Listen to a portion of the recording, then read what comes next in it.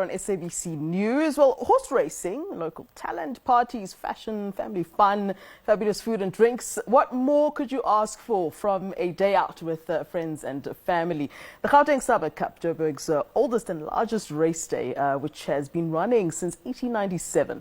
It has seen something of a revolution over the past 3 years as the city's influencers, partygoers, fashionistas, celebs and more have come together to turn the historical race day on its head. We're now joined in the studio by Avela Khuluse, social pioneer manager at Campbell and owner Angus Campbell. Thank you so very much for joining us here on SABC. Thanks for having us. Well, as a start, let me come to you, Angus. I mean, tell us about the Summer Cup and what it's so different from this horse racing event to other horse racing events. I think we've seen in the past it's become a sort of social and eventful sort of day. But what makes the Gauteng Summer Cup so special? I think there's two things that differentiate it from the other big race days. Number one, the other race days don't allow people under 18. So about 3 or 4 years ago, we opened it up to all ages, and we made it a family day. And one of the directors at Phumelele said, let's make it the people's race. So it really is the people's race. I think that's the first thing. Yeah. And then the second thing is it is literally built by the people of Gauteng.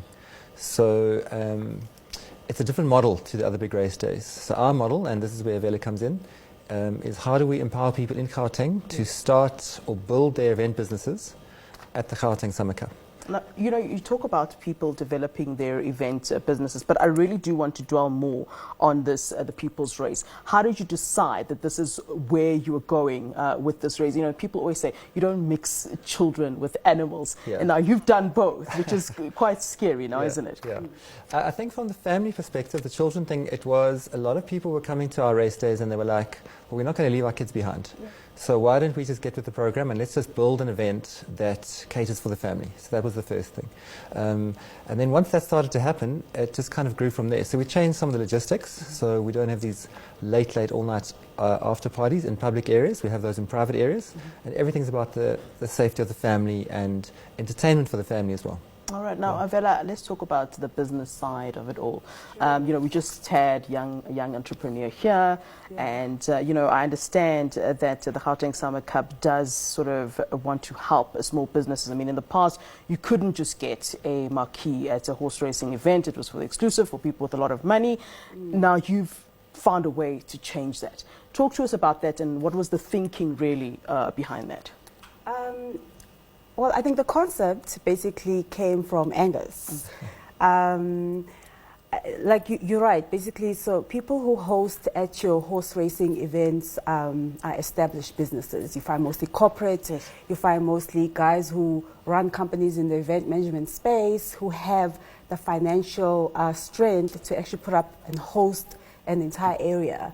With the Gauteng Summer Cup, Angus then came up with the concept of, instead of using a marketing budget taking the marketing budget and putting it into billboards and, just the marketing aspect of thing where everybody knows about the event, he took that amount and decided to put it and plug it into up-and-coming entrepreneurial event managers in the event management space. So I then obviously fell into that when I joined the company, and that I'm more passionate about grooming people and empowerment, especially if you're starting out on your own. It's hard. So what we've done with the Gauteng Summer Cup is that instead of you having like 100,000, for example, to put up a space, we've now realized that you need a stepping stone. You need a starter pack. Yes. So that's what we offer. We offer a starter pack so that you kind of you've got your foot in already, and you don't have to worry about all the other extra costs because it takes a lot.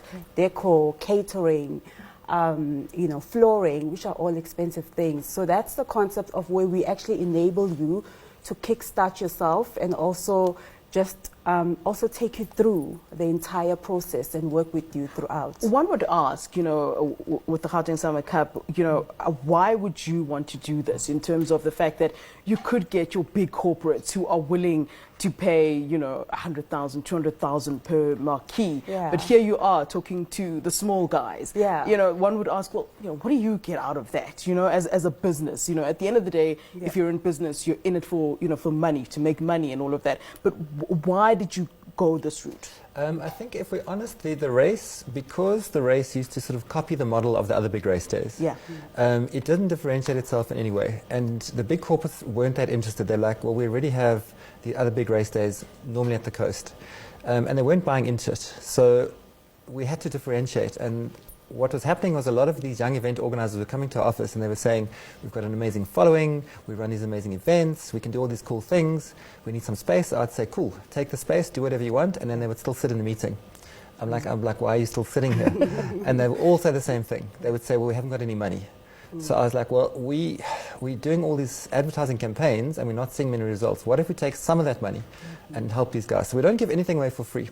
So every single group who comes on board, they have to buy a certain number of tickets. It's like VCT's where he talks about the egg factory. You come and ask him for money for an egg factory, he says, go and buy some eggs. So we do the same thing. We'll give you the basics and you still have to go and sell those tickets, and you've got a market, and we have one criteria: you have to fill up your space. So that's how it started, and that then differentiated us because the model was different. So now you actually have 15, 20 young event organizers all building their own event under our umbrella. So that means you've got a lot more people coming together to run this thing. And there was another thing that we did was these big after parties on these big stages weren't very well attended, so we introduced something called the halftime show. And again, what we did there was we were like, well, instead of paying 5 very expensive performers, why don't we pay 400 up-and-coming performers? Nice. So that's another thing we did. So suddenly it did 2 things. One, you had this amazing show, and 2, suddenly you had 400 people plus their supporters coming to the race day. All part of the people's race. So slowly but surely that all... So you really are the people's race. Just, there has been, and I suppose this question is for both of you, being in this horse racing event and everything, there has been some criticism against those attending horse racing events, that it's stopped being about the horses and stopped being about the horse racing, and it's now, about fashion and, who's seen with who and all that kind of a thing. What do you say to that kind of criticism that's leveled against horse racing events? And this is just a sort of general question about horse racing events. So I'll quickly help Avela there, because that's a very valid point. So for example, you can go to some other big race days, you can be 3 or 4 tents away from the action. So far, for the last 4 years, we've managed to keep all our tents on the racetrack. Good. Okay. I must say we are now starting to squeeze that a little bit. There's some pictures behind you, but our thing is all about making the horse and the race the key thing. The fashion and the celebs and the music, that's all cool, but you're at a horse race, and we try and educate people about horse racing. It's a very, very old sport. It creates a lot of jobs, a lot of opportunity. So I don't know how you're doing with your social pioneers, getting them...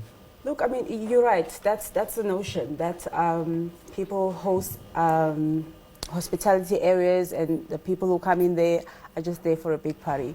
But I think with the Gauteng Summer Cup right now, compared to other horse racing events, is, I mean, if you kind of see in the pictures that the track is right in the middle of all the hospitality areas. So people get to really experience the actual horses running on that field. It's so close. You're so close to the actual track, and that's how we've built the model of where the hospitality areas are placed. I mean, we haven't really reached the point where everybody's really interested in betting and focus on horse racing, but I think we've tried our hardest to. Obviously, you've got your betting facilities inside, your betting totes inside each and every marquee, but I think the fact that we've got the track right there, people are more engaged in the actual horse racing. And the other thing that people don't know is that there's money in horse racing. I think I know that.